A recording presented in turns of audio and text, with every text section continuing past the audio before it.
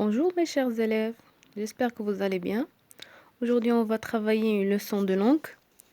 Il a pour titre le vocabulaire des sensations. Et avant de commencer cette leçon, j'aimerais bien qu'on fasse un petit rappel de la leçon précédente, de ce qu'on a déjà étudié en activité de lecture. Donc, qu'est-ce que nous avons vu la dernière fois? Donc, nous avons étudié les sensations ou bien les 5 sens. Donc, les 5 sens sont la vue,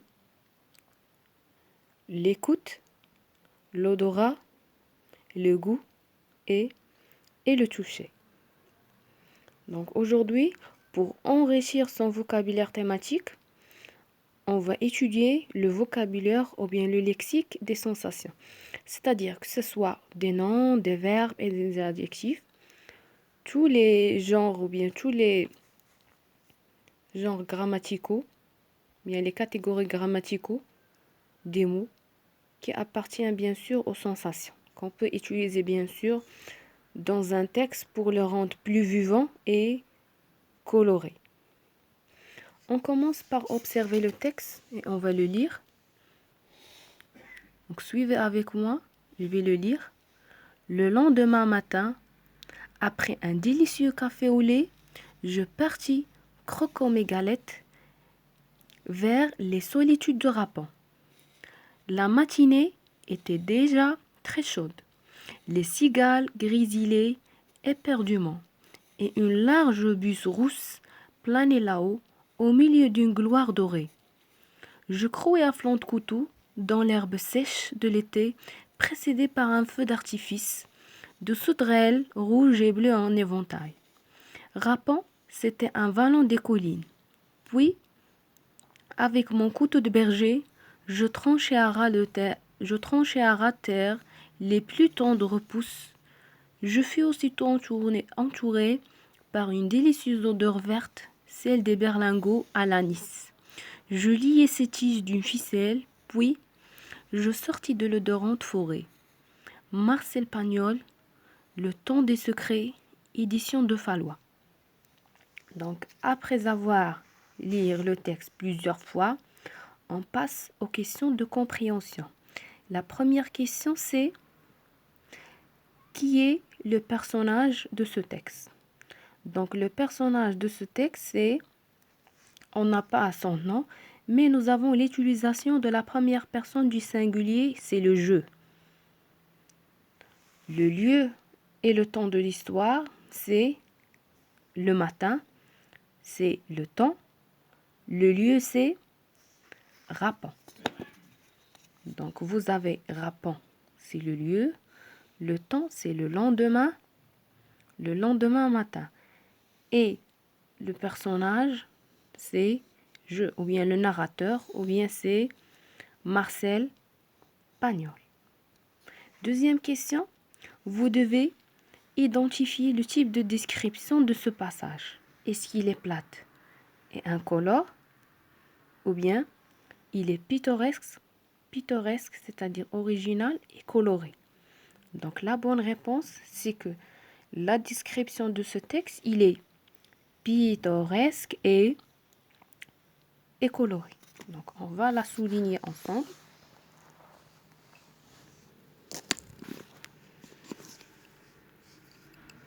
Donc réponse, c'est qu'il est pittoresque et coloré.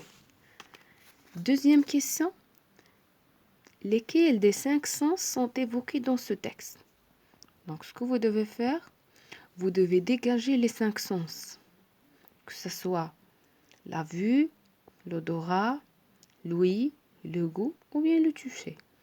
Donc, dans ce texte, nous avons l'utilisation des 5 sens. Donc, tous les 5 sens sont évoqués dans ce texte. Troisième question. Ce que vous devez faire maintenant, vous devez compléter ou bien vous devez tirer à partir du texte les expressions relatives aux sensations, soit les noms, les adjectifs ou bien les verbes qui sont relatifs au visuel. Visuel, c'est-à-dire les yeux. l'auditive, c'est les oreilles.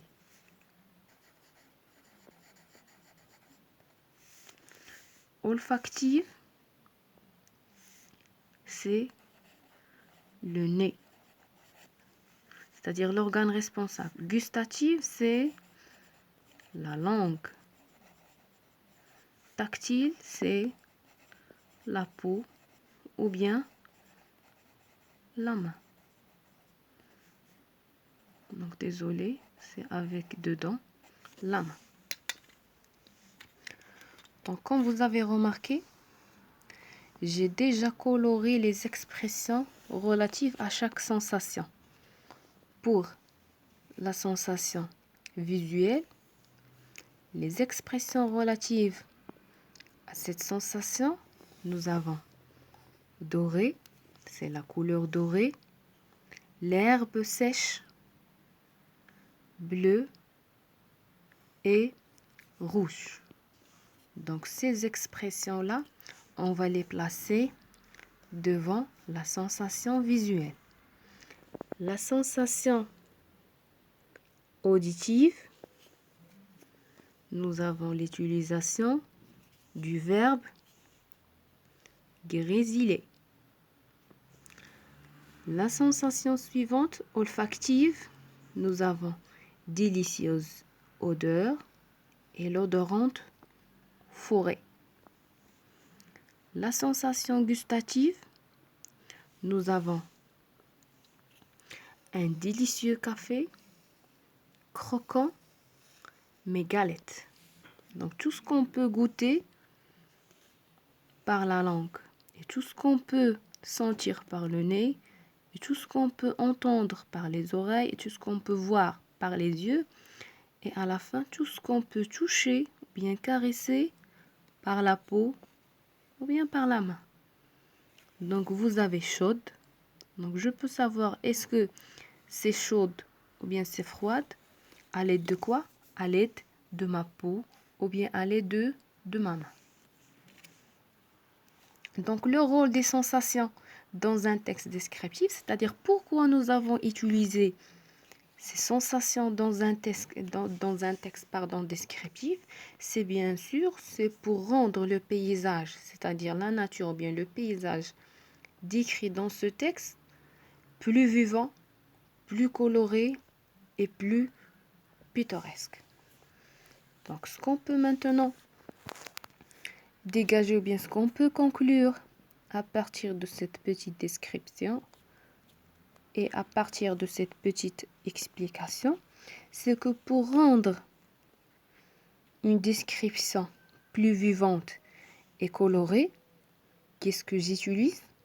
On utilise le vocabulaire des sensations, soit des sensations visuelles, les sensations auditives, les sensations tactiles ou bien les sensations gustatives et olfactives. Et je vais vous glisser tout à l'heure un petit tableau qui contient des expressions, noms, verbes et adjectifs relatives à chaque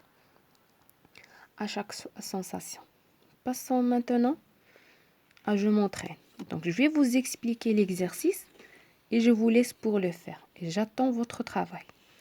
Donc, premier exercice. Regroupe les adjectifs suivants selon les organes de sens auxquels ils se rapportent.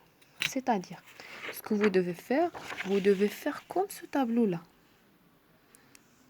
Vous devez mettre dans la première colonne les organes, les oreilles, le nez, la langue, la peau et les yeux. Et vous devez identifier les adjectifs relatifs à chaque sensation. Donc pour le deuxième exercice, voici 5 listes de mots. 2 mots intrus ont été glissés. Entourez, c'est-à-dire vous avez cette liste de mots ou bien de lexique ou bien de vocabulaire relatif à une sensation et 2 expressions n'appartiennent pas à la sensation citée. Donc ce que vous devez faire, vous devez chasser les intrus. On a deux intrus, vous devez les chasser ou bien vous devez les entourer. J'attends toujours votre travail et à bientôt.